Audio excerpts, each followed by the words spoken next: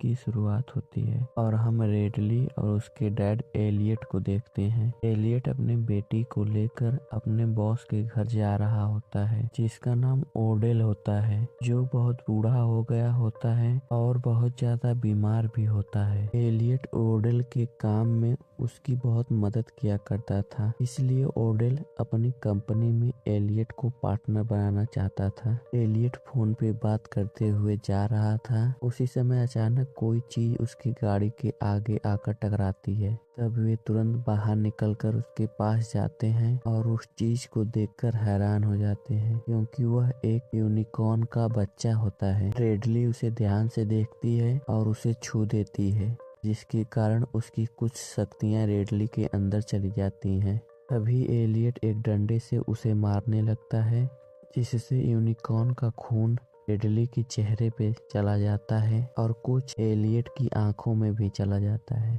पर वे लोग उस पर ज्यादा ध्यान नहीं देते हैं और उस यूनिकॉर्न के बच्चे को अपनी गाड़ी के अंदर रखकर अपने बॉस के घर पहुंच जाते हैं। पर उन्हें यह नहीं पता होता है कि वह यूनिकॉर्न का बच्चा अभी जिंदा होता है। बॉस के घर पहुंचकर वे लोग उसकी बीवी बेलिंडा और उसके बेटे शेफर्ड से मिलते हैं। एलियट अपने बॉस के पास जाकर काम के बारे में बात करने लगता है और रेडली अपने कमरे में चली जाती है। कमरे में पहुंचकर वह अपने मुंह की सफाई करने लगती है। तभी वह देखती है कि उसके चेहरे का पिंपल धीरे धीरे गायब हो जाता है, जिसे देखकर वह हैरान हो जाती है। अगले दिन जब एलियट अपने बॉस से बात करते हुए कुछ डॉक्यूमेंट को चेक कर रहा होता है, तो वह देखता है कि उसकी आंख अब सही हो गई होती है और उसे अब चश्मे की जरूरत नहीं होती है। थोड़ी देर बाद रेडली भी वहां आ जाती है। तभी शेफर्ड देखता है कि एलियट की गाड़ी में कुछ हलचल हो रही होती है, जिसे देखने के लिए सभी लोग बाहर चले आते हैं। उसी समय वह यूनिकॉर्न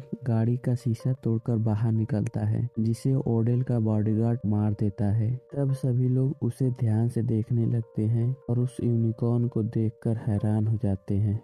कुछ दिन बाद ओडेल अपने कुछ खास साइंटिस्ट को बुलाकर उस यूनिकॉर्न की जांच कराने लगता है। इधर रेडली यूनिकॉर्न के बारे में रिसर्च करने लगती है, जिसमें उसे पता चलता है कि यूनिकॉर्न अपनी मौत का बदला बहुत बुरी तरह से लेते हैं, जिसे जानकर वह बहुत हैरान हो जाती है। रिसर्च पूरा होने के बाद वे साइंटिस्ट बताते हैं कि इस यूनिकॉर्न के खून में किसी भी बूढ़े इंसान को जवान करने की शक्ति है और यह किसी भी बीमार इंसान को पूरी तरह ठीक कर सकता है। वे साइंटिस्ट उन्हें ये भी बताते हैं कि इस यूनिकॉर्न का सिंह किसी को सिग्नल भेज रहा है, पर वे लोग इस बात पर ज्यादा ध्यान नहीं देते हैं और उस यूनिकॉर्न